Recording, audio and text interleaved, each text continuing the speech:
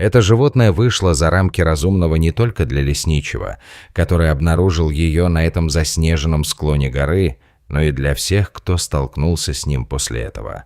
Эта яростная тварь, по внешнему виду преимущественно напоминавшая младенца слона, была чем-то совершенно необычным и никогда ранее не встречавшимся.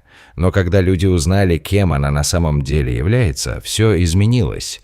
Прежде чем мы начнем, поставьте лайк и обязательно подпишитесь, если еще не сделали этого, а также нажмите на колокольчик уведомлений, чтобы не пропустить ни одной новой истории. Алиса уже много лет была лесничим, ежедневно проходя по одним и тем же заснеженным тропам. Горы казались спокойными, покрытыми белым одеялом, и единственным звуком было хруст ее ботинок по снегу. Она внимательно осматривала окружающую местность, чтобы убедиться, что все в порядке. Именно так она поступала всегда, не ожидая никаких сюрпризов. Но в тот морозное утро что-то ощущалось иначе. Поднимаясь по мягкому холму, она услышала тихий скул, доносившийся из прохладного воздуха. Изначально звук был слабым, почти как нежный ветерок, но в нем звучала какая-то грусть. Алиса остановилась и повернула голову, пытаясь понять, откуда именно он исходит. Со временем звук стал чуть громче. Слабый крик, словно просящий о помощи. Сердце Алисы забилось быстрее. Она напрягла уши. Она знала всех животных, обитающих в этих горах. И этот звук никак не подходил ни одному из них. Это было достаточно, чтобы она изменила направление и осторожно пошла в его сторону. С каждым шагом странный визг становился все яснее. Он был явно очень близко, и казалось, что существо, издающее его, испытывает беду. Следы были необычными, не похожими ни на следы оленя, ни на кролика, ни на волка. Они были более округлыми и крупными, расположенными так, будто за ними стоит тяжелое животное. Следы привели ее через участок замороженной травы и подняли на небольшой холм. Вдруг тропа обрывалась у глубокой ямы в снегу.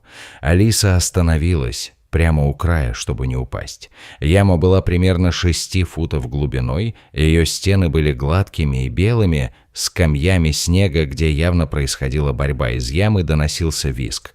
Осторожно выглянув вниз, Алиса увидела существо, которое она никогда раньше не видела.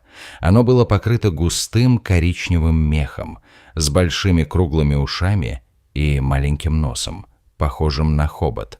Его глаза были широко раскрыты и напуганы, а его маленький хобот вытянулся вверх к ней, издавая те же грустные звуки, прося о помощи.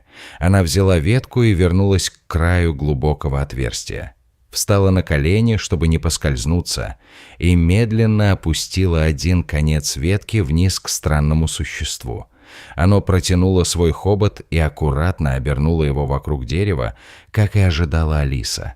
Она напряглась и попыталась осторожно потянуть, надеясь, что существо достаточно легкое, чтобы ее поднять. Но когда она потянула, она быстро поняла, что животное слишком тяжелое и застряло в уплотненном снегу, чтобы его можно было поднять так. Ветка опасно прогнулась. Она остановилась, не желая сломать ветку или навредить существу, и стала думать о другом способе помочь. В голову ей пришел план «Б». Она решила использовать ветку, чтобы раскапывать снег, постепенно делая уклон, по которому она сможет спуститься и помочь животному выбраться. Алиса начала копать у края ямы, используя ветку, чтобы сдвигать свободный снег. Шаг за шагом работа шла тяжело, руки быстро замерзали и уставали, но она продолжала. Время шло медленно, и с каждым движением сооружалась небольшая лестница. Почти час ушел на то, чтобы сделать ее достаточно широкой и пологой, чтобы можно было безопасно спуститься. Она устала, но наконец увидела способ добраться до животного без риска упасть сама. Когда лестница была готова, Алиса осторожно спустилась, двигаясь медленно, чтобы не поскользнуться. Существо оставалось неподвижным, наблюдая за ее приближением, но, кажется, не боялось. Она протянула руку ладонью вверх, и, к ее удивлению, существо вытянуло свой хобот и мягко обернуло его вокруг ее руки. Животное попыталось встать, сначала колеблясь, но спустя несколько секунд смогло удержаться на ногах. Алиса помогла ему поддержать равновесие, и они медленно поднялись по лестнице на твердую землю. Когда они оказались на безопасной поверхности, она и странное существо остановились стоя вместе. Она не могла оторвать глаз от него, в недоумении и все еще переваривая случившееся. «Кто ты?» – прошептала Алиса, внимательно изучая существо. Оно имело много сходств с слоном: большие уши, крепкое тело и длинный хобот. Большинство диких животных бы сбежали, но это нет. Внешний вид и поведение животного были загадочными. Оно не убежало, и теперь казалось, что оно хочет остаться рядом с ней. Еще несколько миль, и она вернется в свой домик на ночлег. «Надеюсь, что послеобеденное время будет менее насыщенным событиями», — сказала она сама себе. Но день был не настолько простым. После завершения обхода она вернулась в свой домик и потянулась к двери. И тут услышала это снова. Тот же мягкий визг, что и раньше. Только теперь он звучал не так подавленно. Он был дружелюбным.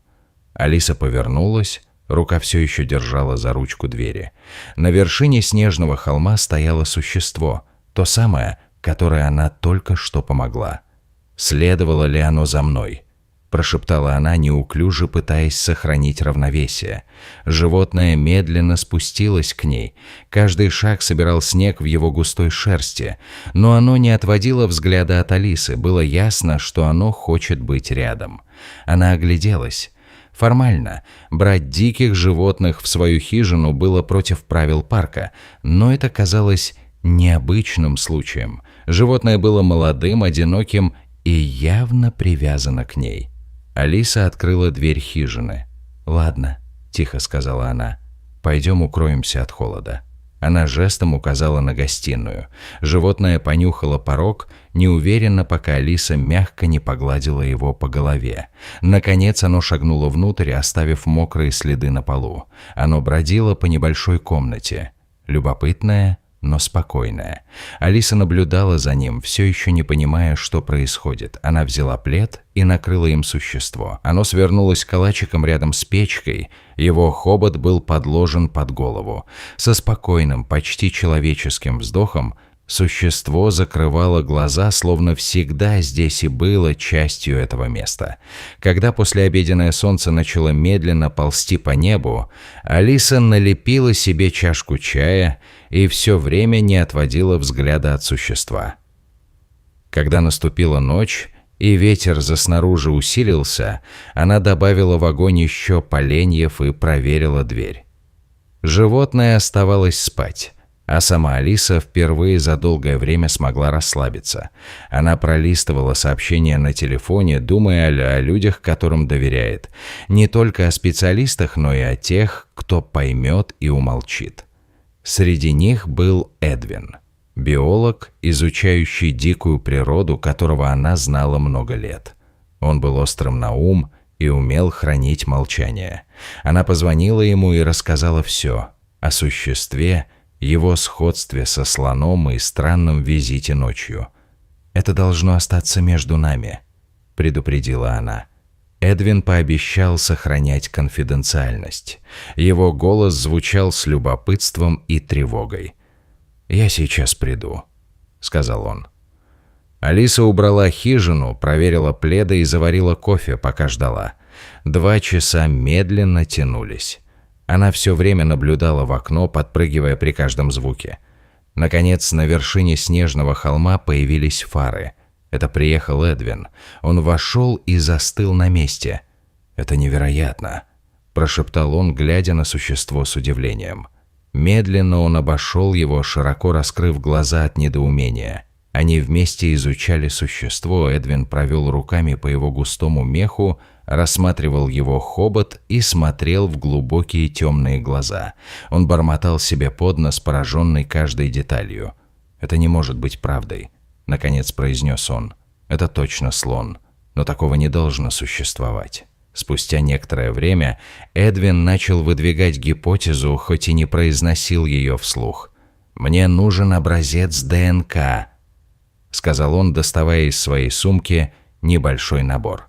Алиса мягко погладила голову существа, пока Эдвин быстро взял образец крови.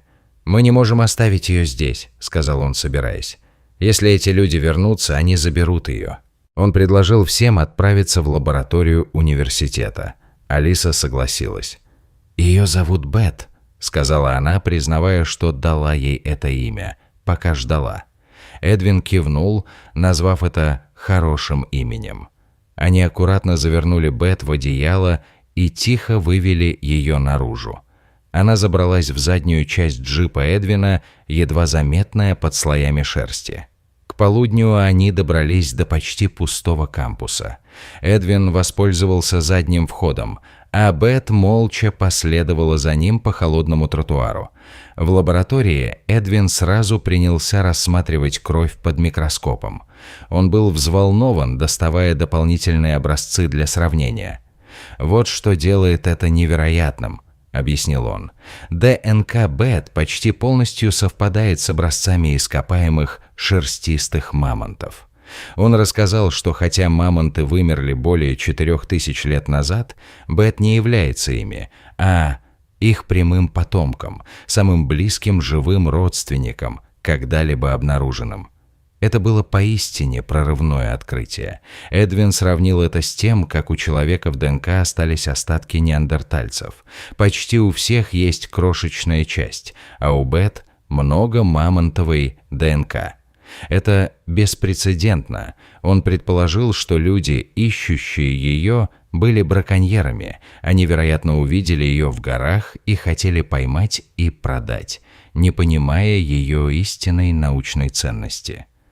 Когда они начали успокаиваться, движение на камерах видеонаблюдения в лаборатории привлекло внимание Эдвина.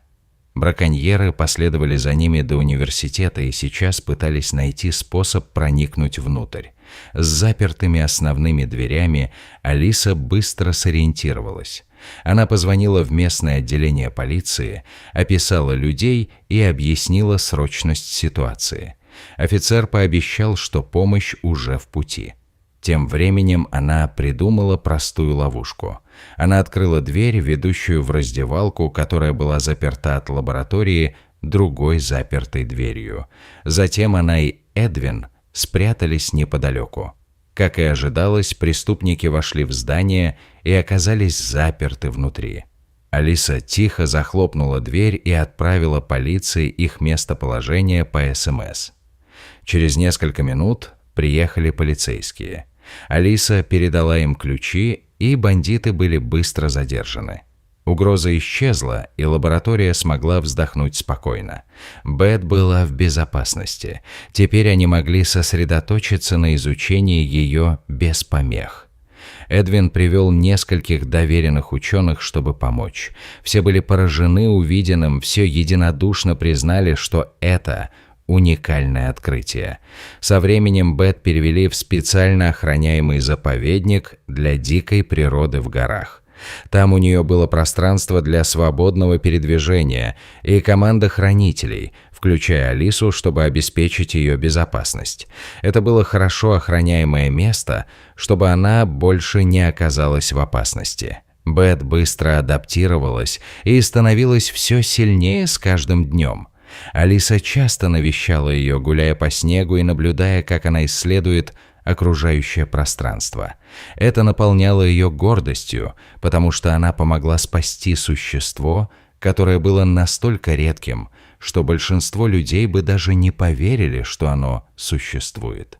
Никто так и не узнал, как Бет оказалась в горах или как потомок мамонта выжил все эти годы. Но Алисе было все равно. Главное было то, что Бет была в безопасности и счастлива. Она сама будет рядом, чтобы это гарантировать.